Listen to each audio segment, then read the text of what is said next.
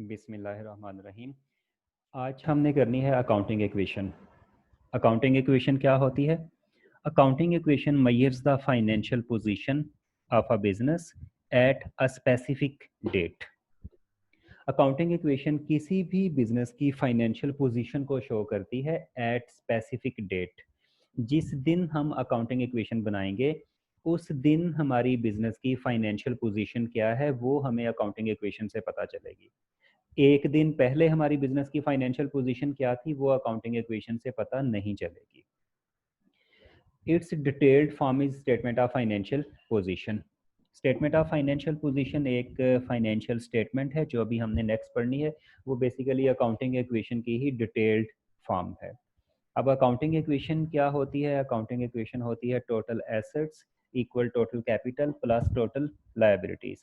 Total assets में non current assets और current assets दोनों आ जाएंगे। इसी तरह टोटल लायबिलिटीज में नॉन करंट लायबिलिटीज और करंट लायबिलिटीज दोनों आ जाएंगे। अब अगर हम टोटल लायबिलिटीज को इक्वेशन की दूसरी साइड पे ले जाएं तो ये इक्वेशन बन जाएगी total assets minus total liabilities equal total capital. अब total assets minus total liabilities इनको नेट एसेट्स कहते हैं, तो ये चीज़ बन जाएगी net assets equal total capital. अब हम जिस टाइम पर भी अकाउंटिंग इक्वेशन बनाएंगे ड्यूरिंग द ईयर, जिस दिन या जिस वक्त भी हम अकाउंटिंग इक्वेशन बनाएंगे ये इक्वेशन हमेशा बैलेंस्ड ही होगी। अगर कोई भी बिजनेस ट्रांजैक्शन होती है हम उस ट्रांजैक्शन को रिकॉर्ड करते हैं तो ट्रांजैक्शन को रिकॉर्ड करने के बाद हमारे एसेट्स लायबिलिटीज़ और कैपिटल इनमें से कोई भी एक एलिमेंट या एक से ज़्यादा एलिमेंट्स इंक्रीज या डिक्रीज हो जाएंगे, लेकिन अकाउंटिंग इक्वेशन बैलेंस्ड ही रहेगी। इट मीन्स कि हम कोई भी बिजनेस ट्रांजैक्शन को रिकॉर्ड करते हैं वो रिकॉर्ड करने के बाद भी अकाउंटिंग इक्वेशन बैलेंस ही रहेगी, लेकिन जो हमारी इंडिविजुअल वैल्यूज़ हैं like total assets, total capital या टोटल लायबिलिटीज, इनमें से एक या एक से ज़्यादा एलिमेंट्स चेंज हो सकते हैं, लेकिन अकाउंटिंग इक्वेशन हमेशा बैलेंस ही रहेगी। तो ये तो अकाउंटिंग इक्वेशन थी। उसके बाद है बिजनेस इक्वेशन। बिजनेस इक्वेशन क्या होती है? Business equation is used to measure the financial performance of the business over a specific period. अब एक तो बिजनेस इक्वेशन फाइनेंशियल परफॉर्मेंस को शो करती है और सेकंड ये कि ये परफॉर्मेंस को शो करती है over the period, not at a specific date.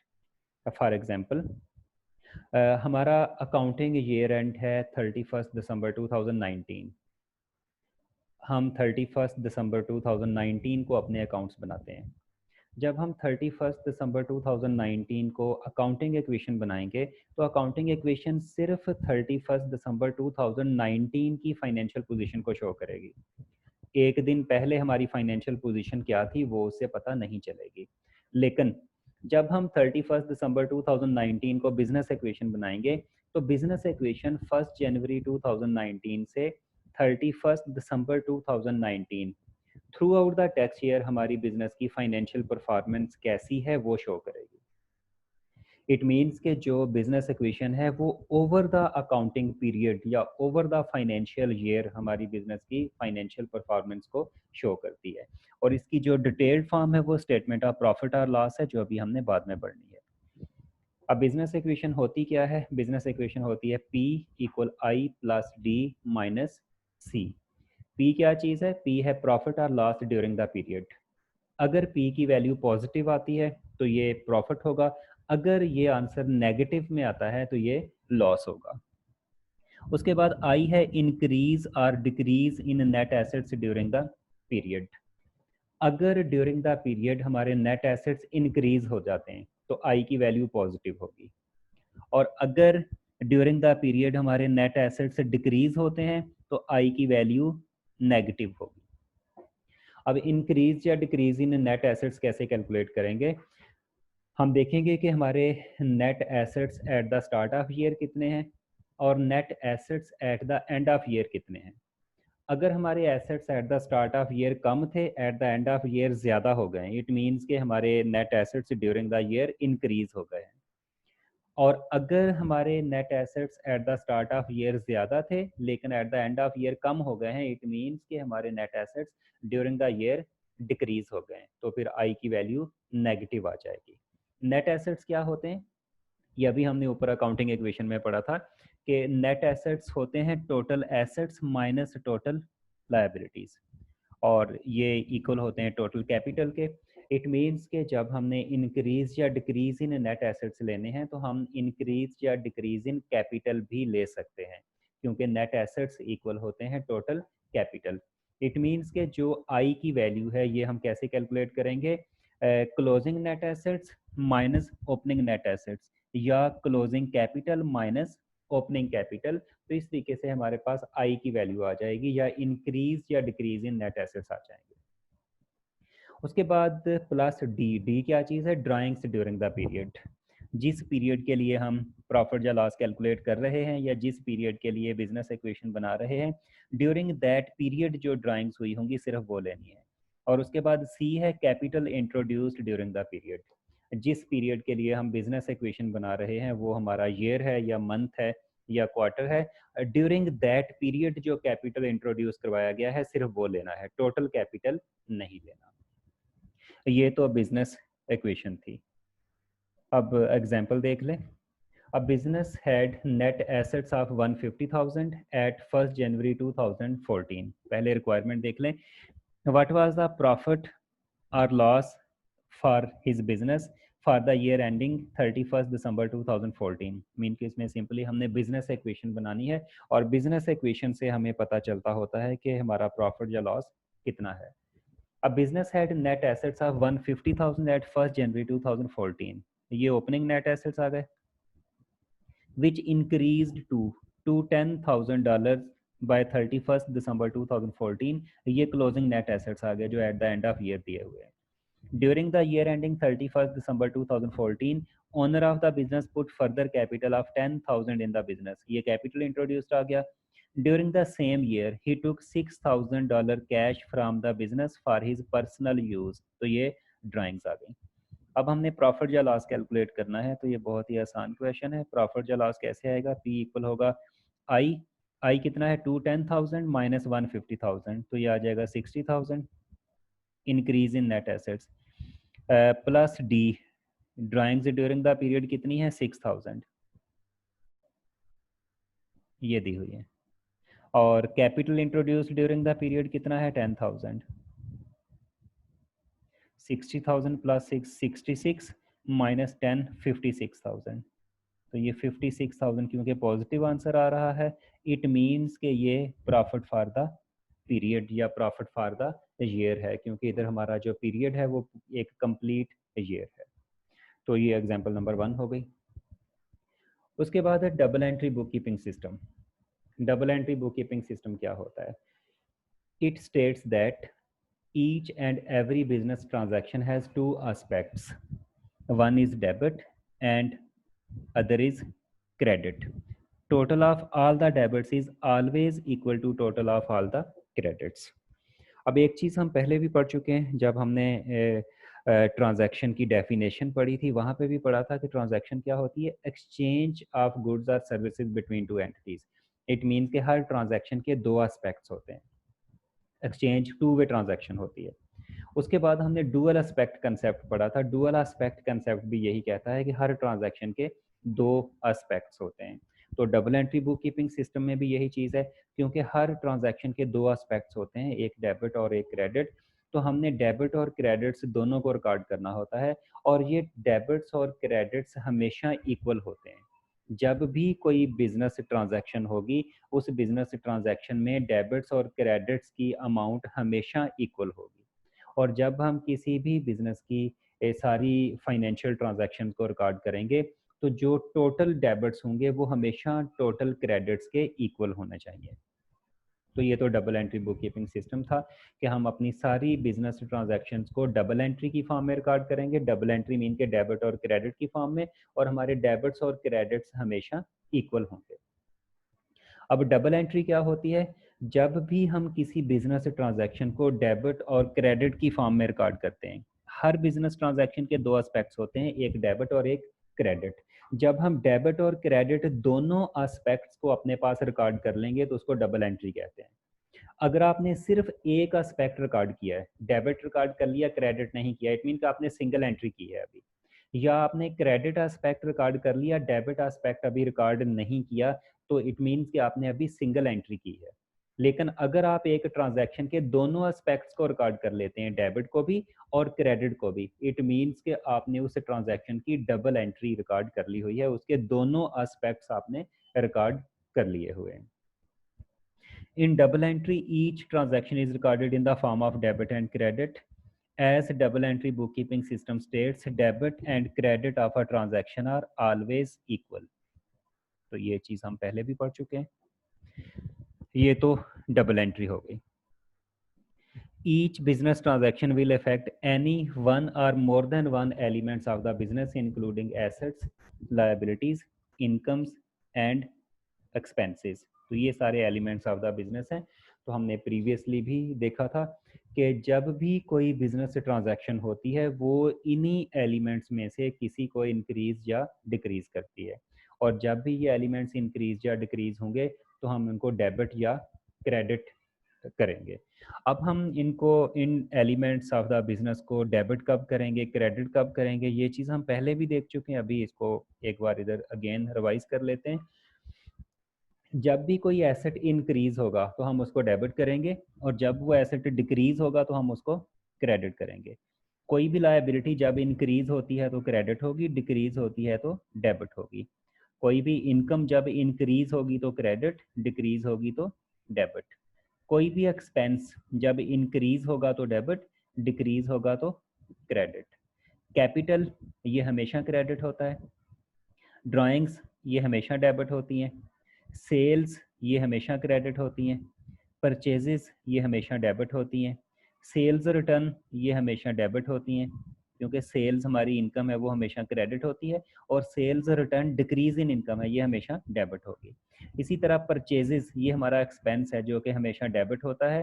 Purchases return means के डिक्रीज इन एक्सपेंस, तो ये हमेशा क्रेडिट होगा। तो ये तो हमने देख लिया कि जो different elements of the business होते हैं, इनको इंक्रीज या डिक्रीज होने पे डेबिट कब करना है और क्रेडिट कब करना है। जब भी कोई बिजनेस ट्रांजैक्शन होगी, वो बिजनेस ट्रांजैक्शन इन्हीं एलिमेंट्स में से किसी एक या एक से ज़्यादा को इफेक्ट कर रही होगी। कोई एलिमेंट इंक्रीज हो रहा होगा, कोई डिक्रीज हो रहा होगा, तो फिर हम इन रूल्स के मुताबिक देखेंगे कि हमने डेबिट किसको करना है, क्रेडिट किसको करना है। हर डबल एंट्री में हर ट्रांजैक्शन को जब रिकॉर्ड करेंगे उसमें हमेशा डेबिट्स और क्रेडिट्स दोनों ही आएंगे। कभी भी ऐसा नहीं होगा कि उसमें सिर्फ दोनों क्रेडिट्स आ जाएं या दोनों डेबिट्स आ जाएं। हमेशा डेबिट्स और क्रेडिट्स दोनों होंगे, एक डेबिट होगा एक क्रेडिट होगा, या हो सकता है कि एक डेबिट हो इसके साथ दो क्रेडिट्स हों, या एक क्रेडिट हो उसके साथ दो डेबिट्स हों, लेकिन डेबिट्स और क्रेडिट्स की अमाउंट हमेशा इक्वल ही होगी, वो कभी चेंज या डिफरेंट नहीं आएगी। अब एग्जांपल्स देख लें डबल एंट्री की। Ali sold goods on cash. अब अली ने गुड्स सेल की हैं ऑन कैश, इट मीन कि अली ने गुड्स सेल कर दी और अली को कैश रिसीव हुआ। अब जब कैश रिसीव हुआ तो हम कैश अकाउंट को डेबिट करेंगे। Here cash is received which is an asset, so increase in asset is debited, तो हमने कैश को डेबिट कर दिया। A sale is an income, sale हमारी इनकम है, so increase in income is credited, तो हमने इसको क्रेडिट कर दिया। उसके बाद बीटा bought goods on cash. Here purchase is an expense, purchase एक एक्सपेंस है, तो जब भी एक्सपेंस इंक्रीज होता है हम उसको डेबिट करते होते हैं, तो हमने इधर परचेजेस को डेबिट कर दिया। Cash is an asset which is decreasing, क्योंकि हमने कैश पे किया है तो कैश डिक्रीज हो रहा है, तो जब कोई भी एसेट डिक्रीज होता है तो उसको क्रेडिट करते होते हैं, हमने इधर कैश को क्रेडिट कर दिया। अब नेक्स्ट एंट्री क्या है, Cobb sold a van on credit. अब कोब ने वैन सेल की है, वैन क्या है, हमारा एक एसेट है, और क्रेडिट पे सेल की है, उधार पे सेल की है। जिस पर्सन को सेल की उसको हम डेटर कहेंगे। डेटर हमारा एसेट है, debtor is an asset, so increase in asset is debited, इसको डेबिट कर देंगे। Van is also an asset, so decrease in asset is credited, क्योंकि वैन हमारा एक एसेट है जो कि डिक्रीज हो रहा है, इसको क्रेडिट करते हैं। अभी से ट्रांजैक्शन में दोनों एसेट्स ही इफेक्ट हो रहे हैं, एक एसेट इंक्रीज हो रहा है, दूसरा एसेट डिक्रीज हो रहा है। उसके बाद नेक्स्ट एंट्री है Dutch received rent by cheque. अब डच को रेंट रिसीव हुआ है चेक के थ्रू। जब चेक के थ्रू बैंक हमें चेक वो रेंट रिसीव होगा, कोई भी चेक के थ्रू पेमेंट रिसीव होगी तो वो हमारे बैंक अकाउंट में ऐड हो जाएगी, हमारा बैंक बैलेंस इंक्रीज हो जाएगा, जो कि एक एसेट है। तो जब एसेट इंक्रीज होगा तो इसको हम डेबिट करेंगे, तो ये इसको डेबिट कर दिया। और रेंट इनकम, इनकम हमेशा क्रेडिट होती है, तो इसको हम इधर क्रेडिट कर देते हैं। उसके बाद ईमा started a new business with cash. ईमा ने न्यू बिजनेस स्टार्ट की है, इट मीन कि उसने बिजनेस में कैपिटल इन्वेस्ट किया, तो बिजनेस को कैश रिसीव हुआ, कैश अकाउंट को डेबिट कर दें, और कैपिटल अकाउंट हमेशा क्रेडिट होता है। Fury received payment by cheque from a debtor. अब फ्यूरी ने एक डेटर से पेमेंट रिसीव की है बाय चेक, इट मीन के फ्यूरी को चेक रिसीव हुआ जो बैंक बैलेंस में ऐड हो जाएगा। तो बैंक बैलेंस एक एसेट है जो इंक्रीज हो रहा है, तो जब भी कोई एसेट इंक्रीज होता है तो उसको डेबिट करते हैं। और डेटर भी एक एसेट है, जब डेटर हमें पेमेंट कर देगा तो डेटर का बैलेंस डिक्रीज हो जाएगा, तो डिक्रीज इन एसेट को क्रेडिट करेंगे। गैमा बाट अ कंप्यूटर ऑन क्रेडिट। अब गैमा ने कंप्यूटर परचेज किया है क्रेडिट पे, कंप्यूटर हमें रिसीव हुआ, कंप्यूटर एक एसेट है, जब एसेट इंक्रीज होता है तो इसको डेबिट करते हैं। और हमने ये क्रेडिट पे परचेज किया, इट मीन्स कि हमने उधार पे परचेज किया, जिस पर्सन से कंप्यूटर परचेज किया उसको अभी पेमेंट नहीं की, पेमेंट करनी है, तो वो हमारा क्रेडिटर बन जाएगा। क्रेडिटर एक लायबिलिटी होती है, और जब लायबिलिटी इंक्रीज होती है तो उसको हमेशा क्रेडिट किया जाता है, तो हम क्रेडिटर को क्रेडिट कर देंगे। Henry return goods to his supplier. अब हेनरी ने अपने सप्लायर को गुड्स रिटर्न की हैं, इट मीन के जो गुड्स पहले अपने सप्लायर से परचेज की थी अब उसमें से कुछ गुड्स वापस कर दी, तो ये परचेजेस रिटर्न है। परचेजेस हमेशा डेबिट होती हैं, और परचेजेस रिटर्न डिक्रीज इन एक्सपेंस, ये हमेशा क्रेडिट होगा, तो परचेजेस रिटर्न को क्रेडिट कर दें। अब क्रेडिटर हमारी लायबिलिटी है, सप्लायर हमारा क्रेडिटर था क्योंकि हमने उसे गुड्स परचेज की थी, हमने उसको पेमेंट करनी थी। तो जब क्रेडिटर को हम कुछ गुड्स वापस कर देंगे तो हमारा जो क्रेडिटर का बैलेंस है वो कम हो जाएगा, तो इट मीन्स कि हमारी लायबिलिटी डिक्रीज हो जाएगी। तो जब लायबिलिटी डिक्रीज होती है उसको डेबिट किया जाता है, तो क्रेडिटर्स को डेबिट कर देंगे। Yan withdrawn some cash from his business for personal use. अब बिजनेस में से कैश विड्रा किया फॉर पर्सनल यूज, इसको ड्राइंग्स कहते हैं, ड्राइंग्स हमेशा डेबिट होती हैं। और बिजनेस का कैश बैलेंस कम हो रहा है जो कि एक एसेट है, तो डिक्रीज इन एसेट को क्रेडिट करते होते हैं।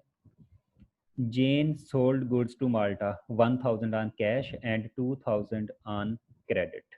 अब गुड्स सेल की हैं माल्टा को 1000 ऑन कैश, इट मीन के 1000 का कैश रिसीव होगा, कैश को डेबिट कर दे 1000 से, और 1000 2000 ऑन क्रेडिट। तो अब क्रेडिट पे जब सेल की है तो हम डेटर को डेबिट करेंगे, और डेटर का नाम उसने बताया हुआ है कि माल्टा है, हम माल्टा को डेबिट कर देंगे 2000 से, ये हमारा डेटर बन गया जो कि एक एसेट है और इंक्रीज हो रहा है। और क्रेडिट किसको करेंगे, सेल्स को, सेल्स हमारी इनकम है, टोटल सेल्स कितनी है 3000, तो सेल्स को 3000 से क्रेडिट कर देंगे। अब इस डबल एंट्री में देखें, एक क्रेडिट के साथ दो डेबिट्स आ रहे हैं, तो कोई भी ऐसी डबल एंट्री जिसमें एक डेबिट के साथ एक से ज़्यादा क्रेडिट्स, या एक क्रेडिट के साथ एक से ज़्यादा डेबिट्स आ जाएं, तो ऐसी डबल एंट्री को कंपाउंड एंट्री कहते हैं। इट मीन्स कि ये वाली जो डबल एंट्री है ये कंपाउंड एंट्री है, क्योंकि इसमें एक क्रेडिट के साथ एक से ज़्यादा डेबिट्स हैं। लेकिन double entry book keeping system के मुताबिक क्योंकि डेबिट्स और क्रेडिट्स हमेशा इक्वल होते हैं, तो इस डबल एंट्री में दो डेबिट्स हैं, उन दोनों डेबिट्स का टोटल हमारे क्रेडिट के इक्वल है। डेबिट्स का टोटल भी 3000 है, क्रेडिट्स का टोटल भी 3000 है। हर बिजनेस ट्रांजैक्शन में या हर डबल एंट्री में डेबिट और क्रेडिट की अमाउंट हमेशा इक्वल होगी। उसके बाद एग्जाम्पल नंबर 2। अब ये एग्जाम्पल नंबर 2 बिल्कुल सेम है जैसा कि एग्जाम्पल नंबर 1 थी। अब ये वाली एग्जाम्पल ये आपका होमवर्क है, ये आपने खुद करनी है।